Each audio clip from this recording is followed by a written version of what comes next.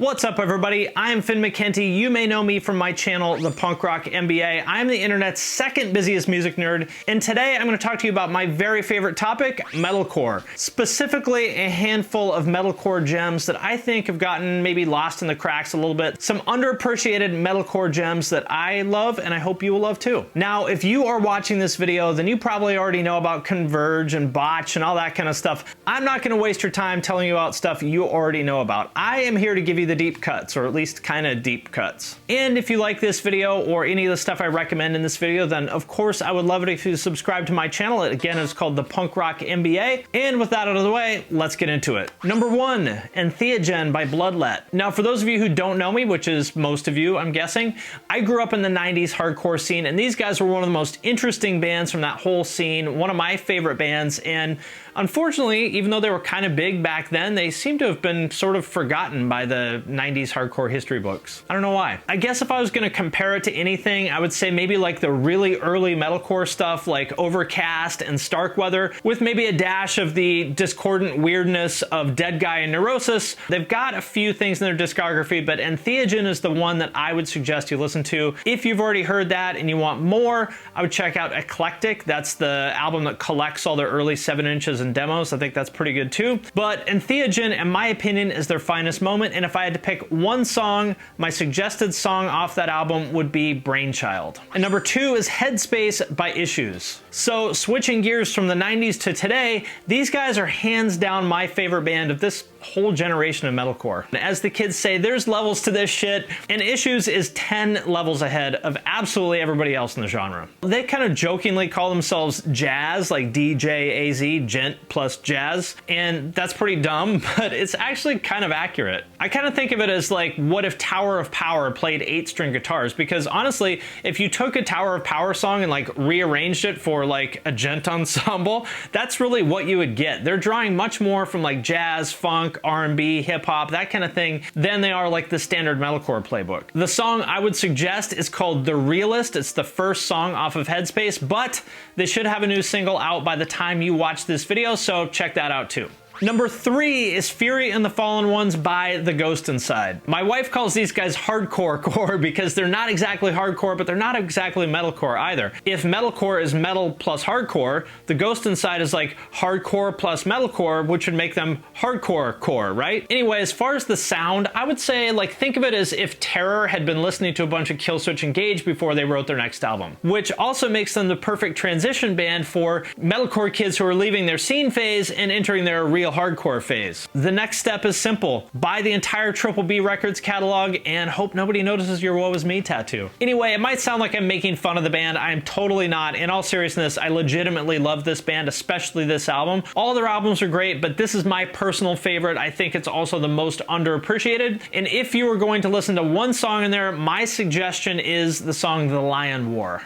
Next up, number 4, Are You Serious by Dead to Fall. Now, these guys were one of the first bands to do the whole like mellow death inspired deathcore, metalcore kind of thing. Their first album came out in 2002. They had another one that came out in 2004, and both of those are excellent. They're like a somewhat less death metal-y version of the Black Dahlia Murder, I would say. But the album that, in my opinion, is their real masterpiece is their final album, Are You Serious? This is the album where they went from being like pretty good or very good even to being absolutely amazing and totally awesome. I don't really know how to put it. It's kind of odd, and if anybody in the band is watching this, I would love to know what the deal is. To me, like, their first 2 albums are pretty standard, like, serious metalcore stuff in terms of tone, and then all of a sudden, like, a switch flipped, and they're just like, fuck this shit, I'm fucking over it, let's just make our next album a ridiculous, sarcastic joke. At least that's the only way that I can explain the name of this album, this ridiculous, deliberately awful cover art, and lyrics like these. We gotta get the kids moving, circle pitting and singing along. I've got a really original idea of how I think we should end this song. Let's end this song with a fucking breakdown. Amazing, right? Like basically what they did is they made a great metalcore album about how stupid metalcore is. If you're into that like technical deathcore kind of sound like Animosity, then you will probably like this album. My suggested song from this album is the song Stupid. And album number 5, The World of Hatred EP by Demolisher. Okay, now I will admit that maybe this band is a little too heavy to be called metalcore. Maybe the better label for them would be deathcore. But listen, I can't miss the opportunity to come on the needle drop and talk about what I think might be the single most underappreciated band of the whole like late MySpace generation, and in my opinion the pioneers of that whole like super ridiculously heavy like caveman down-tempo beatdown thing that bands like Realest and Kublai Khan and Black Tongue and Body Snatcher are doing now. In my opinion, these guys kind of really set the template for that, and me personally, I don't think that anybody's ever going to do it better than this EP that they put out in 2009. This, my friends, is the Sistine Chapel of down-tempo beatdown. And this is so underappreciated that it actually isn't on Spotify, but it is on Bandcamp, so check it out. And my suggested song from this EP is Decimated, but you really can't go wrong with any of them. And number 6 is the self-titled album by VOD, also known as Vision of Disorder, I guess depending on who you ask. Now, if you're not familiar with these guys, they're one of the biggest Long Island hardcore bands of the 90s, which had an amazing hardcore scene back then. And they're rightly credited as one of the pioneers of metalcore, and whether you like it or not, they're definitely the band that put the whole like screamed verse with clean singing chorus thing on the map. They were, if not the very first to do that, they were definitely the first to do it and get any kind of traction for it. So if you like that, you can write them a thank you letter. If you hate it, well then I guess you know who to blame for it. And of course, Poison the Well a couple years later. And when I hear these guys brought up these days, it's most often their second album, Imprint, that people are talking about. And that album is definitely their most noisy, heavy, raw one. It's kind of a botched, Dead Guy, Coalesce kind of thing. It's a great album, don't get me wrong, but to me, their first album, or as we used to call it, the Green Slime album because of the Nickelodeon Double Dare green slime on the cover, in my opinion, that is the album that stands out most to me, which could possibly be my old man nostalgia rose-colored glasses. It's definitely very 90s, sometimes almost kind of veering into nu metal territory, but there's just really nothing else like it. I've never heard anything before or since that sounded like that album. The song I would suggest you check out is Excess. And number 7, I think, I'm kind of losing count, hopefully I got that right, is Genesis by Woe Is Me. If you're in your 20s, you may remember this band from blowing up on MySpace back in like 2009 or 2010 on the back of all their Katy Perry covers, and then they had 9 million member changes and broke up. They went through like 25 members in 2 years or something. When it comes to that like totally overproduced, super fake, late 2010 metalcore style, this is as good as it gets. My friend Jesse calls this stuff THX core because it kind of sounds more like a movie trailer than it does like a live band.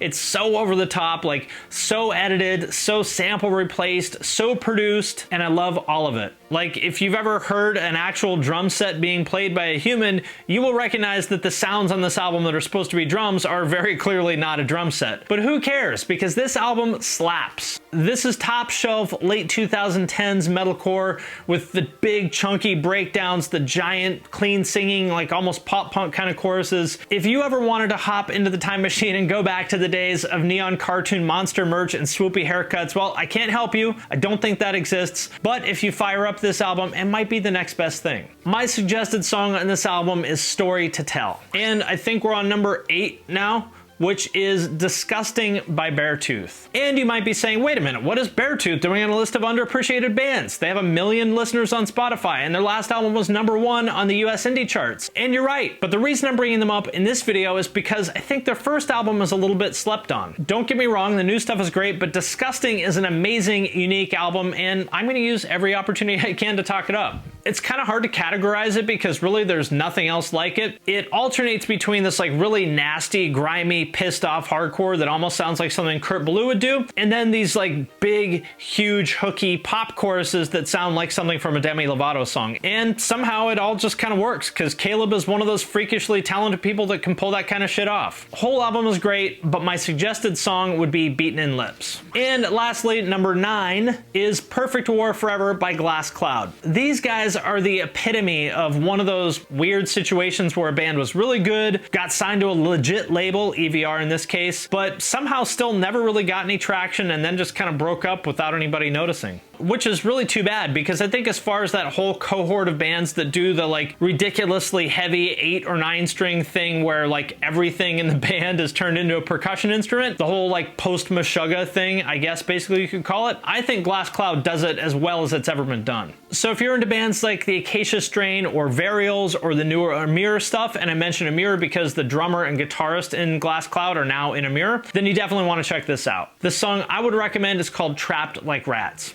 All right, friends, there you go. Those are my 9 underappreciated metalcore gems. Like I said, hopefully you will find at least one thing you like on that list. Just all I ask is that you give it a fair shot. And if you like this video or you liked any of the stuff that I recommended, check my channel out. It's called the Punk Rock MBA. And of course, thank you very much to Anthony for having me on. And I'm out.